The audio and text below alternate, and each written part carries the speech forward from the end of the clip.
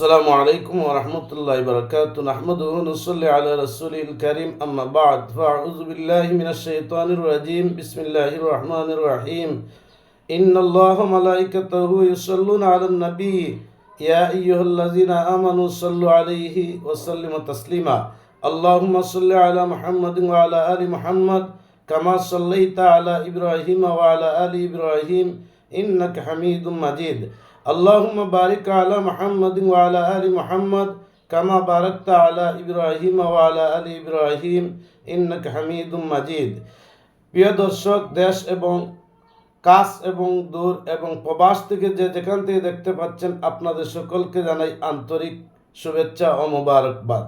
আজকে আপনাদের সামনে আমি হাজির হয়েছি দুজখ থেকে মুক্তি পাওয়ার জন্য। সেই সম্পর্কে আল্লাহ সুবহানাহু ওয়া তাআলা যদি আমাকে তৌফিক দান করেন, তাহলে দুজখ থেকে বাঁচার উপায়, সেই বাঁচার উপায়ের দোয়াটি আপনাদের সামনে তুলে ধরব সংক্ষিপ্ত আকারে।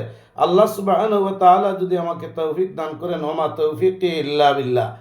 আমরা প্রত্যেক মুমিন মুসলমান নরনারী প্রত্যেকে আল্লাহর কাছে পানা চাই এবং আল্লাহর কাছে ইচ্ছা প্রকাশ করি যে আমরা যেন জাহান্নাম থেকে মুক্তি পাই। সেই জাহান্নাম থেকে মুক্তি পেতে হলে ছোট্ট একটি দোয়া আপনাদের সামনে আমি আপনাদের হাফিজ মাসুম আহমদ দর্শককে তুলে ধরব। অবশ্যই আপনারা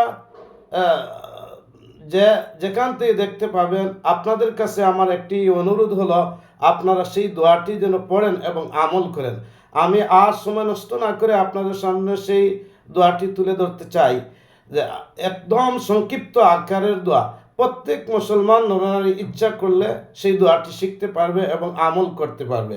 আল্লাহুম্মা আজিরিনি মিনান নার, আল্লাহুম্মা আজিরিনি মিনান নার। আমি আবারও সেই দোয়াটি আপনাদের সামনে তুলে ধরছি। আল্লাহুম্মা আজিরিনি মিনান নার, আল্লাহুম্মা আজিরিনি মিনান নার, আল্লাহুম্মা আজিরিনি মিনান নার। এই দোয়াটি প্রত্যেক মুসলমান নরনারী যদি ফজরের নামাজের পর 7 বার পড়ে পাঠ করে আমল করে ইমানদার মুমিন বান্দাগণ, তাহলে তার উপরে আল্লাহ পাক রাব্বুল আলামিন সেই জাহান্নামের আগুনকে হারাম করে দিবেন, জাহান্নাম থেকে মুক্তি পাবে। এবং মাগরিবের নামাজের পরপরই আবার সেই দোয়াটি যদি 7 বার পড়ে কোনো মুমিন মুসলমান ইমানদারগণ, আল্লাহুম্মা আজিরিনি মিনান নার, আল্লাহুম্মা আজিরিনি মিনান নার, আল্লাহুম্মা আজিরিনি মিনান নার। আমি বারবার সেই দোয়াটি আপনাদের সামনে তুলে ধরলাম, যাতে আপনারা সকলে পড়তে পারেন এবং মুখস্থ করতে পারেন এবং আমল করতে পারেন। আপনাদের প্রত্যেকের কাছে আকুল আবেদন, আপনারা সেই ছোট্ট একটি দোয়া আমল করার জন্য আমি বিনীত অনুরোধ রেখে আজকে এই মুহূর্তে আপনাদের কাছ থেকে আজকের মতো বিদায় নিচ্ছি। আল্লাহ হাফিজ। ওয়া আখিরু দাওয়ানা আলহামদুলিল্লাহি রাব্বিল আলামিন। আসসালামু আলাইকুম ওয়া রাহমাতুল্লাহি ওয়া বারাকাতুহু।